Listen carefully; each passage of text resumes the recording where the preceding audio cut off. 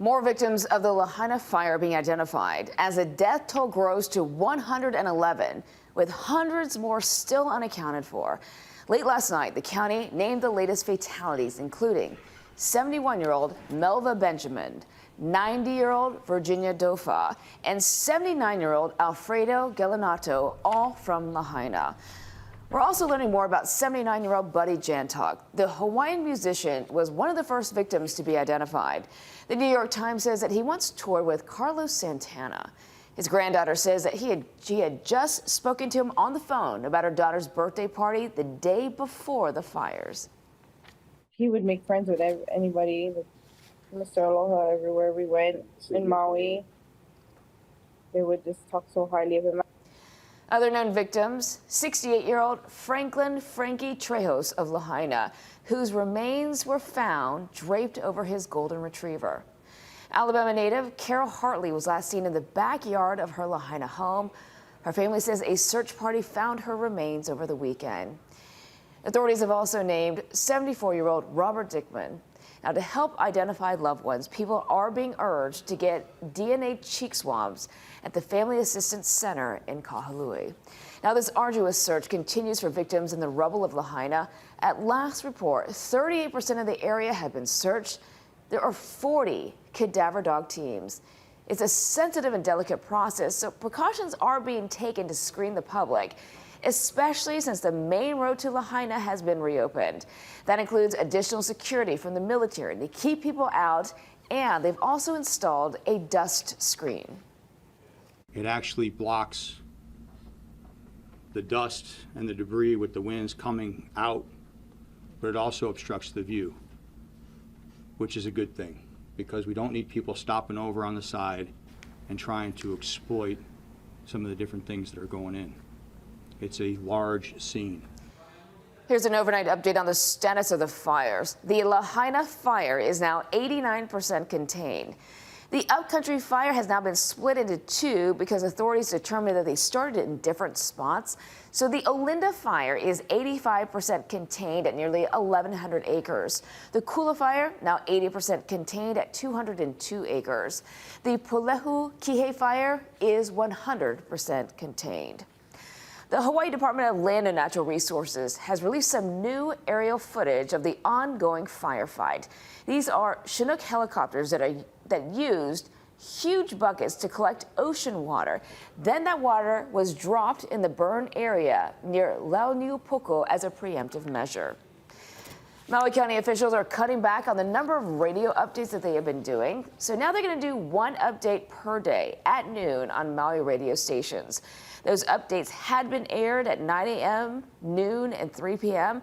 You can also get updates directly from the county. You can find that on their website, Facebook, and Instagram pages. Maui Mayor Richard Bisson says that he's going to be hosting a community meeting on the west side soon to talk about the ongoing response. And he plans to announce the details on that sometime later today. An additional item is the leader of the military forces on the ground on Maui says that they are considering sending additional support to Napili to help the community there feel more secure. The Red Cross is also on the scene on Maui. I have been in every major disaster in the United States for the past decade. This is unprecedented, Chief.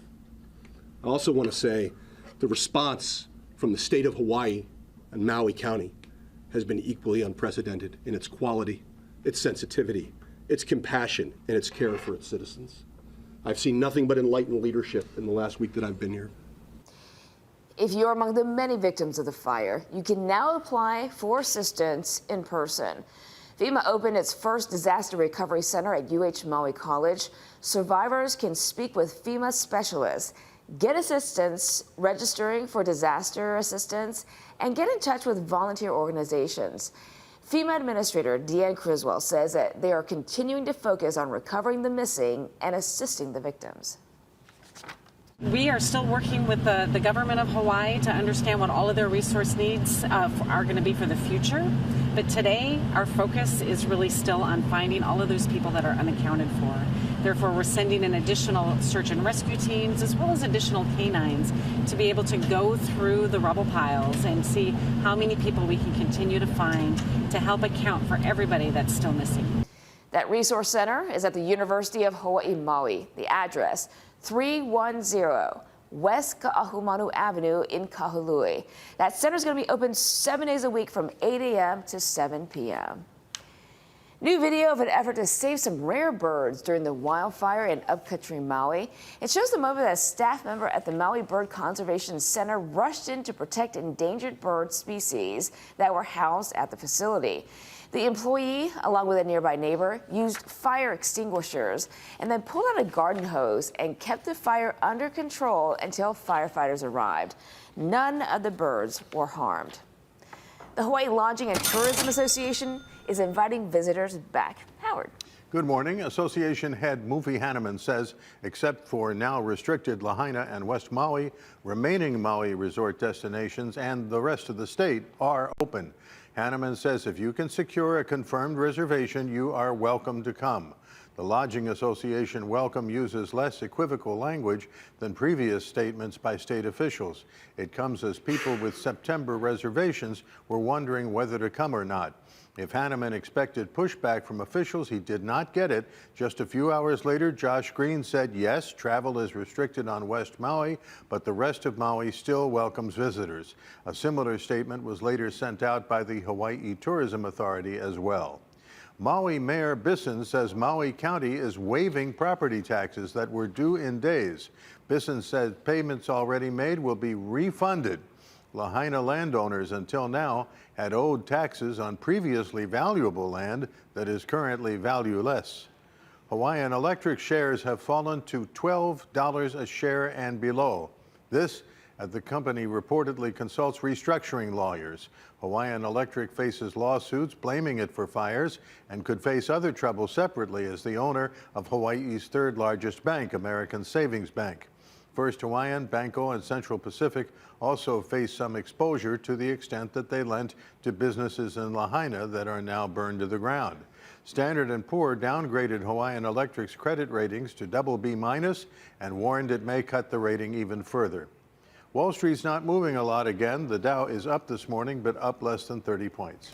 We were talking about the property taxes, how they were waived and being given back, which is a lot of money. My question, though, it occurs to me, is this for everyone on Maui? That was what he said. He didn't have any footnotes or asterisks to it. And he specified that it applies to everybody in the sense that if they paid already, they'll get it back. Which is great, because so many people are affected across the county. And people who aren't affected, who get a boon out of this, have that much more money if they want to give to one of the nonprofits helping those who have been shoulder up the economy there. Yep. All right, thanks a lot, Howard. 5:11 now. With the work of volunteers, that has been endless for more than a week now. Steve has been on Maui all week, and he's going to tell us about a group that is boating in supplies to the west side while trying to help families reunite with the missing.